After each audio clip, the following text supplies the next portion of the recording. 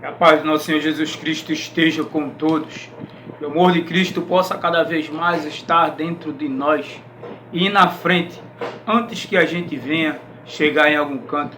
Que nosso Pai Eterno venha chegar primeiro e nos livrar e limpar todos os caminhos que a gente um dia irá passar. Amém? Amados queridos irmãos, eu quero deixar para a meditação de cada um de nós aqui no livro da Bíblia, onde se encontra lá em Isaías capítulo 36, o verso do capítulo 36, o verso de 1 ao 3, que nos diz assim: E aconteceu que no ano 14º do rei Ezequias, que Senaqueribe, rei da Síria, subiu contra todas as cidades fortalecidas de Judá e as tomou.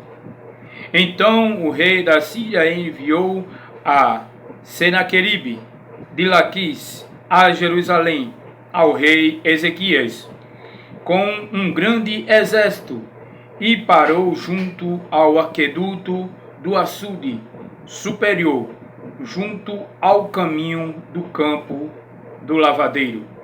Então saíram a ter com ele Eliaquim, filho de Elquias, o mordomo, e Sebna, o escrivão, e Joá, filho de Asaf, o cronista. Amém, amados e queridos irmãos? Nós acabamos de ler do verso 1 ao 3, no livro de Isaías, capítulo 36, que nos fala que Senaqueribe, o rei da Síria, resolveu tomar para si todas as cidades de Jerusalém, todas as cidades onde se encontrava Jerusalém. E em Jerusalém, lá em Judá, existia um rei chamado Ezequias. E Ezequias ficou sabendo que Senaqueribe, junto com todo o seu exército, já tinha tomado todas as cidades circunvizinhas por arredor de Jerusalém. E só estava faltando o reinado do rei Ezequias, lá em Judá.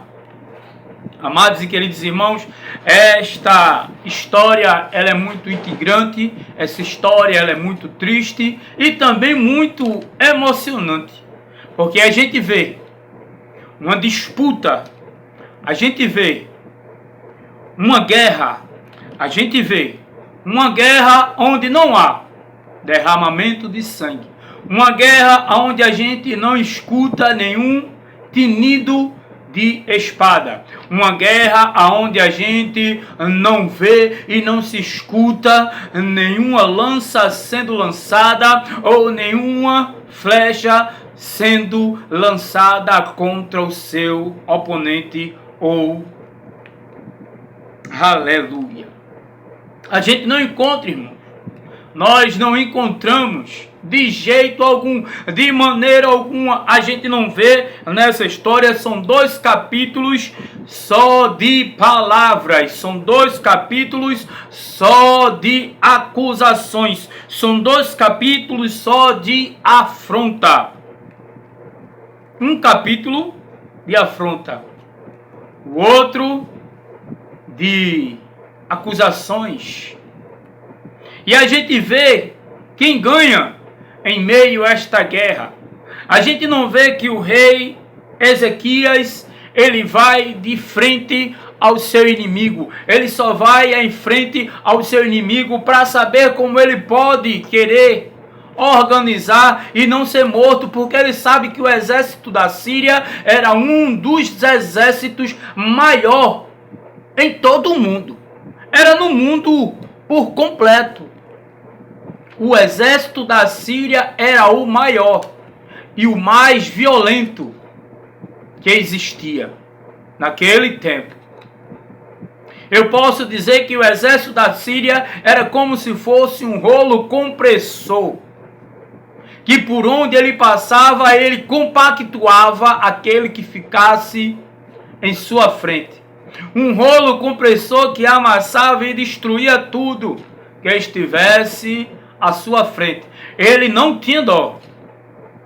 O exército da Síria, aonde o chefe, o comandante geral, era Senaqueribe. Senaqueribe, ele se juntou com aquelas pessoas lá de Nínive, com aqueles homens sanguinários de Nínive, e se juntou sobre todos e tomou conta.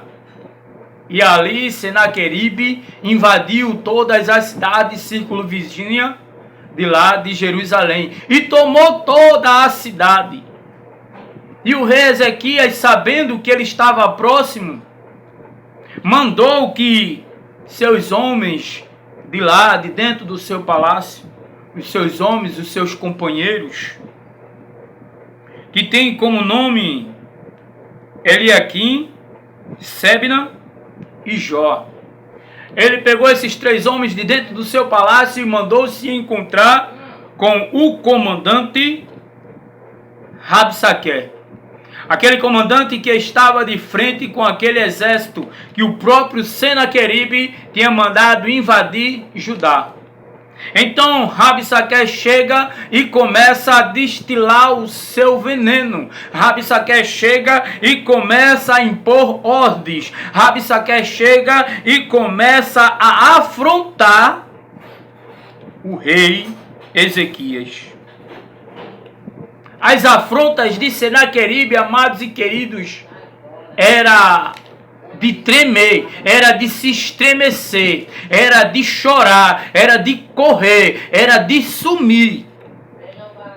Amados e queridos irmãos, a gente vê que o Senaqueribe, ele era um homem sanguinário, mas ele abriu para o rei Ezequias, porque ele sabia também que o rei Ezequias, o exército do rei Ezequias também não era tão grande, mas o rei Ezequias, ele tinha a sua estratégia. E o rei Ezequias, ao saber que aqueles homens estavam próximos ao seu reinado, próximo a Judá, próximo ao seu palácio, mandou que os seus homens de confiança fossem até aquele comandante chamado Rabsaque, até ele, para tentar fazer algo para que aquelas pessoas não morressem. E aqui no verso 4, a gente vê Rabsaque chegando e afrontando os homens que Senaqueribe mandou ir ter com eles. O verso 4 nos diz assim: E Rabsaque lhe disse: Ora, diz a Ezequias assim: Diz o grande, o rei da Síria, que em quem confias? Em quem o rei Ezequias estava confiando. Verso 6. Eis que confias naquele bordão de cana quebrada, a saber que Egito, se alguém se apoia nele, lhe entrará pelas mãos e lhe furará. Assim é Faraó, rei do Egito, para com todos o que nele confia. Verso 7. Mas se me disseres, no nosso Senhor Deus confiamos, porventura não é esse aquele cujos os altos e cujos os altares Ezequias tirou, e disse-lhe a Judá e a Jerusalém: perante este altar vos inclinarás. Amados e queridos irmãos, nós vemos que a gente aqui, eu separei esses 3 versículos que são as ofensas, tem mais, mas as ofensas e as afrontas que Senaqueribe manda Rabsaque levar até aqueles homens, os homens de confiança do rei Ezequias. E ele pergunta àqueles homens: em quem? Em quem Ezequias está confiando? Será no Egito? Aquele bordão de cana quebrada em quem se apoia pode se deslacerar sobre as suas mãos e entrar flepa sobre as suas mãos. E aí, o rei do Egito o abandonará. Será que vocês estão confiando no Egito? Esse bordão de cana quebrada, destruída? E ele diz mais: ou será que vocês estão confiando nesses deuses, cujo próprio Ezequias destruiu, colocou abaixo os altares? Ele pergunta dessa forma: em quem que vocês estão confiando? É nesses deuses ou no Deus do Egito? Ou naqueles homens do Egito, onde os nossos próprios pais já derrotaram? E além dessa afronta, Rabsaque, ele ainda chega e solta uma gracinha àqueles homens. Onde a gente encontra aqui no verso 8, ainda do capítulo 36, verso 8, que diz: ora, pois, dá agora reféns ao meu senhor, o rei da Síria, e dar-te-ei 2.000 cavalos, se puderem dar 2.000 homens, para que neles cavalguem. Aleluia! Tá vendo, amados e queridos irmãos, o que é que Rabsaque está dizendo àqueles homens de confiança do rei Ezequias? Ele soltou ainda essa gracinha: eu vou lhe dar 2.000 cavalos, se vocês tiverem 2.000 homens para nos cavalos que eu lhe der montar. Vocês estão entendendo? Vocês estão entendendo a afronta? Desse mesmo jeito é na minha vida, desse mesmo jeito é na tua vida. O que encabula muito crente é a afronta. Muitas vezes o crente ele está sendo afrontado. Isso é no trabalho, isso é na comunidade, isso é dentro da congregação, isso é dentro da própria casa. Nós estamos sendo afrontados e em meio a essa afronta, o que é que acontece? A gente fica com medo. As pessoas querem apontar o dedo na nossa cara, no nosso rosto e gritar e dizer que faz. Do mesmo jeito que Rabsaque estava fazendo com aqueles homens, com Eliaquim, com Senábia e com Joá. Ele estava apontando o dedo sobre os seus rostos e estava gritando o que iria acontecer com eles. E ainda solta essa gracinha dizendo que o seu rei Ezequias não tem homens suficientes para lutar contra o nosso rei, o rei da Síria, Senaqueribe. Então todos vocês já estão destruídos. E aqueles homens, escutando aquilo, ficaram com medo. Você está sendo afrontado, você está sendo afrontada, você está com medo. Mas Deus manda te dizer: maior do que o teu medo, maior do que a tua afronta, maior do que o teu inimigo, maior do que o teu oponente, maior do que o teu gigante, maior do que Satanás, maior do que a terra, maior do que o céu, amados, é o meu e o teu Deus, aquele cujo morreu na cruz para remir o meu e o teu pecado. Ah, meu irmão, minha irmã, em quem é que você está se apoiando? Em quem é que você está depositando a sua fé?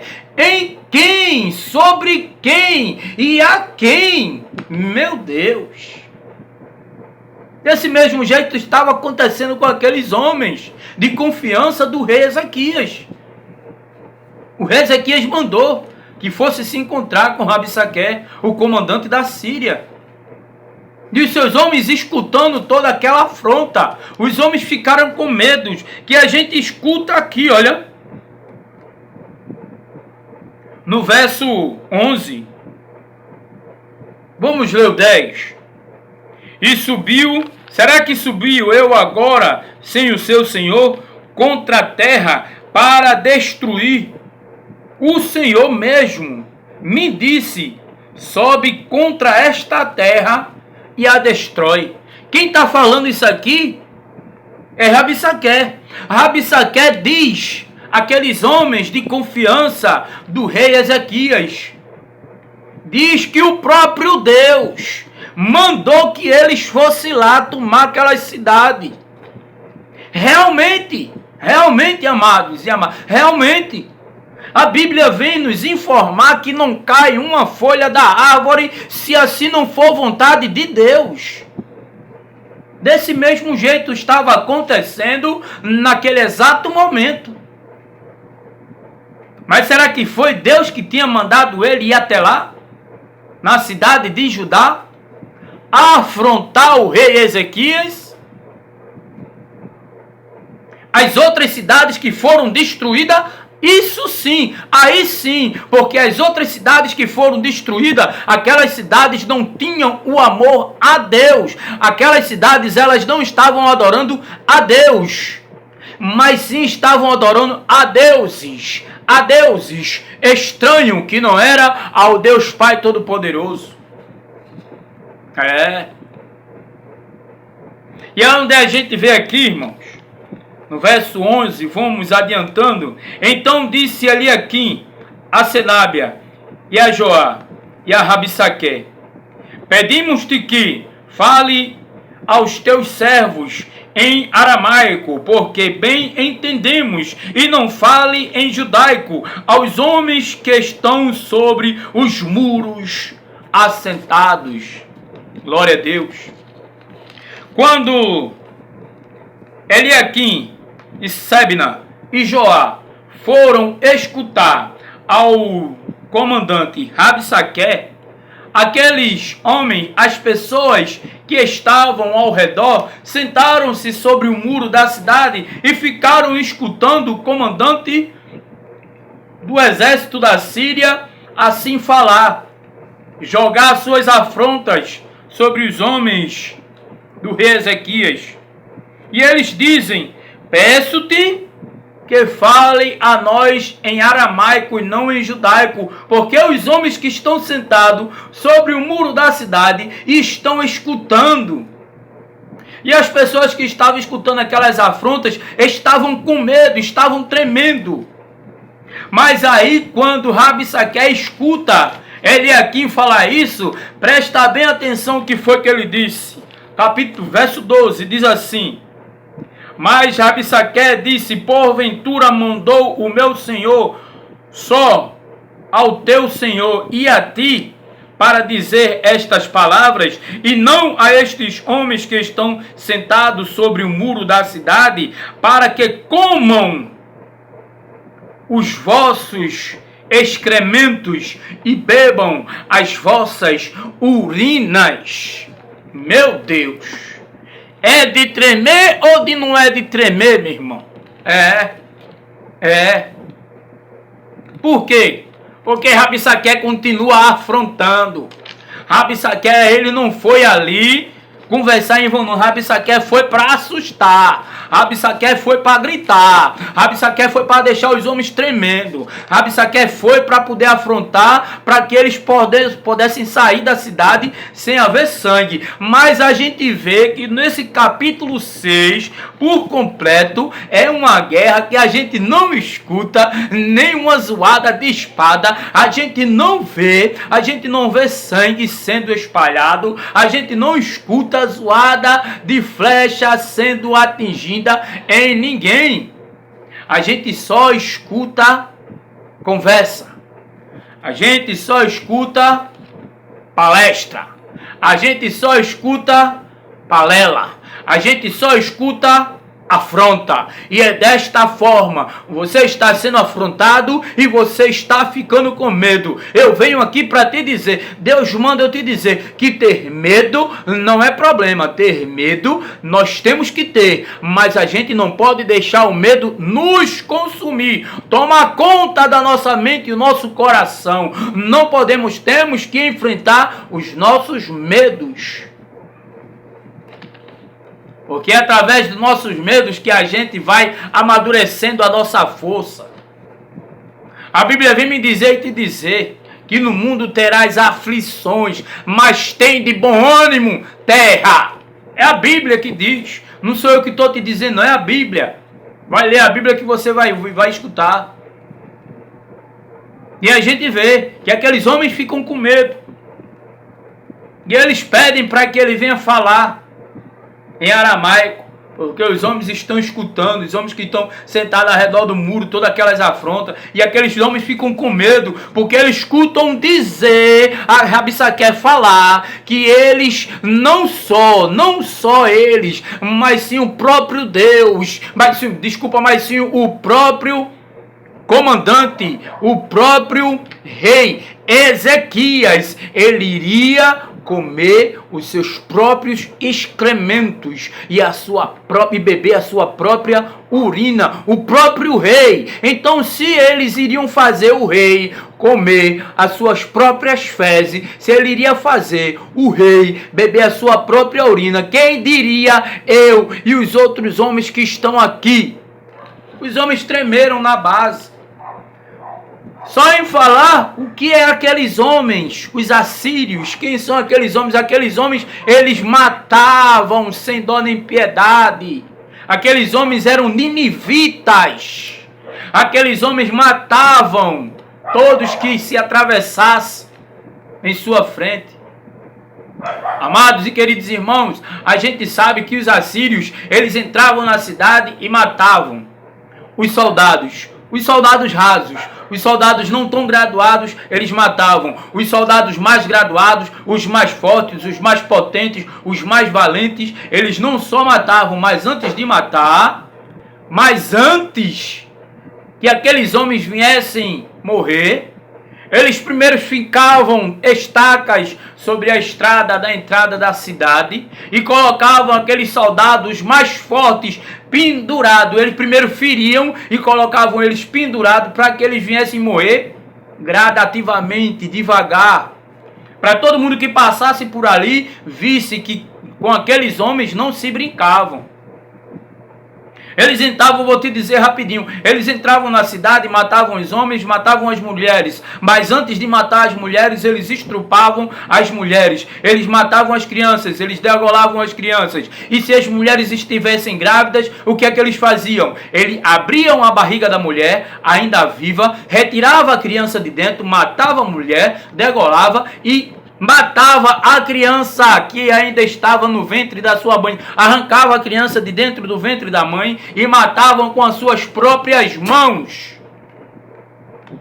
Assim eram os soldados assírios. Eu não sei se você tem coragem de andar pela essa cidade, mas os assírios são aquelas pessoas que de vez em pouco você vê aí na internet, passando aí na tua For You, aqueles homens com os cristões, pegando na cabeça dele assim, ó, e degolando, arrancando fora a cabeça, pegando os cristões e queimando vivos em fogueiras. Eles fazem fogueira e colocam eles vivos para matar. Esses são os assírios. Irmão. E a gente vê aqui ainda agora no capítulo 37,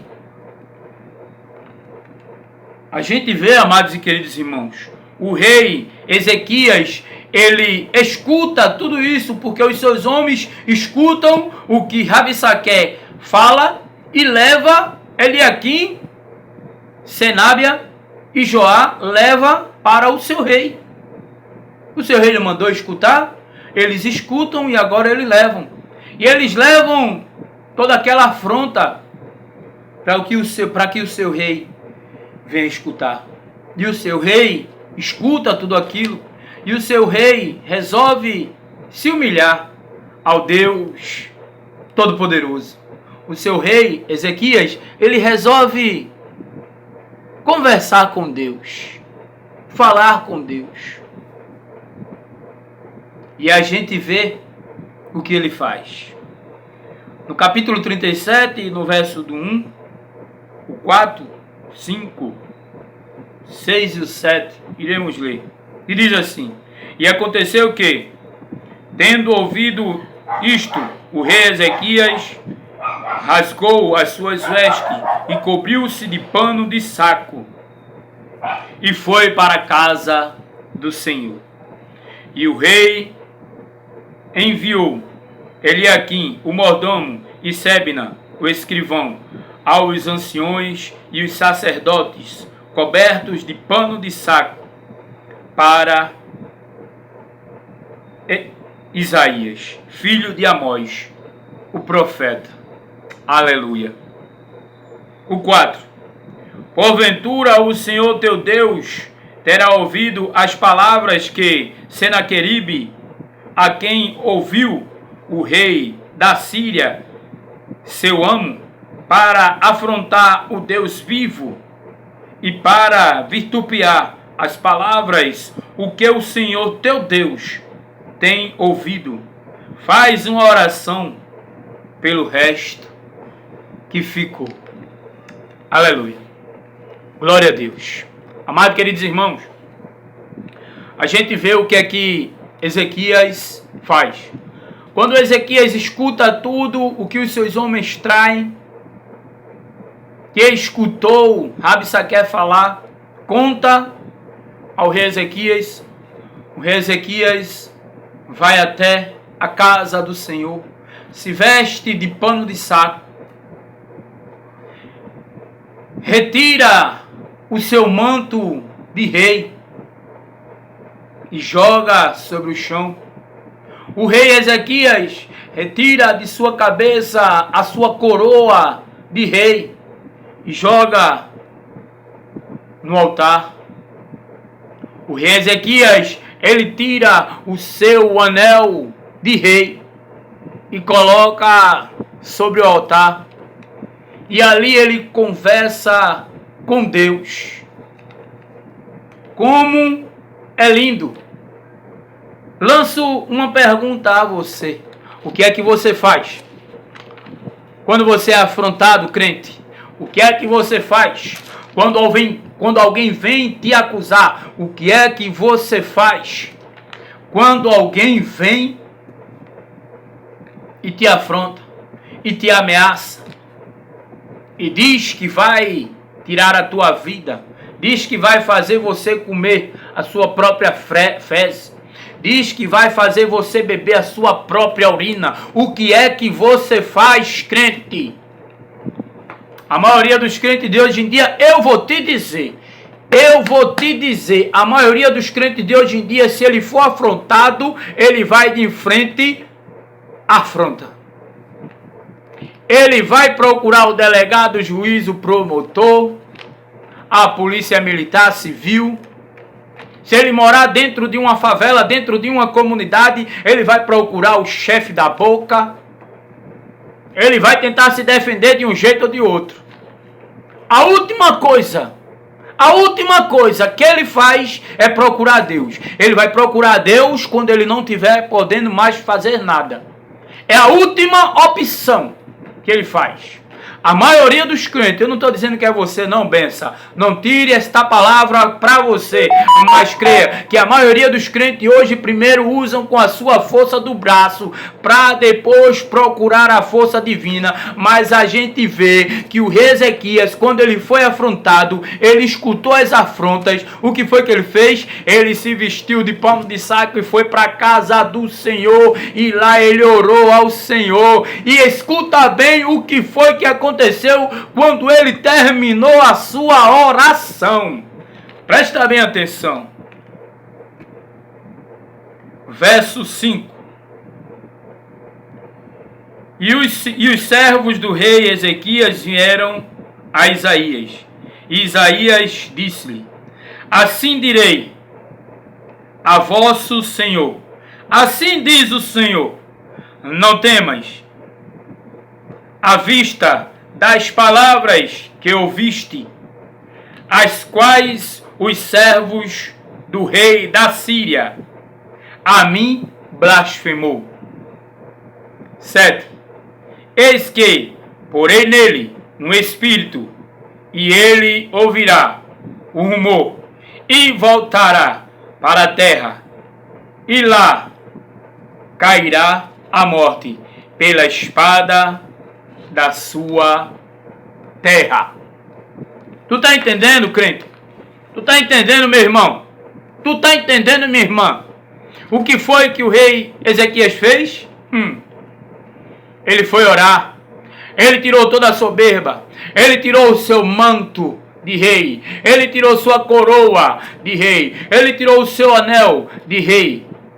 Ele se vestiu de pano de saco e se humilhou e colocou o seu rostinho no pó e foi falar com Deus, e ali ele orou, e ali ele chorou, e ali ele confessou, e ali Deus ouviu imediatamente, porque enquanto o rei Ezequias orava, Deus entrou em contato com o profeta Isaías aqui na terra e mandou que Isaías mandasse este recado para o rei, dizendo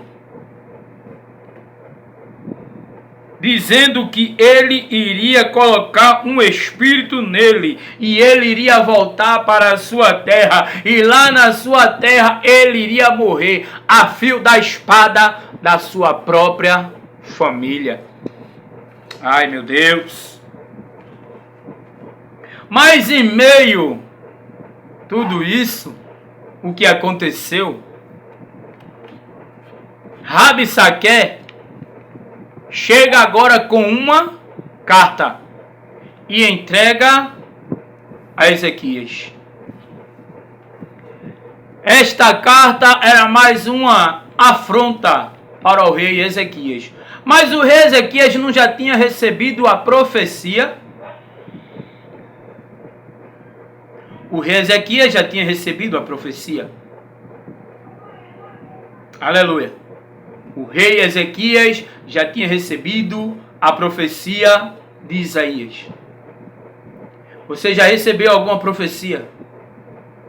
Você já recebeu profecia divina, vinda dos céus?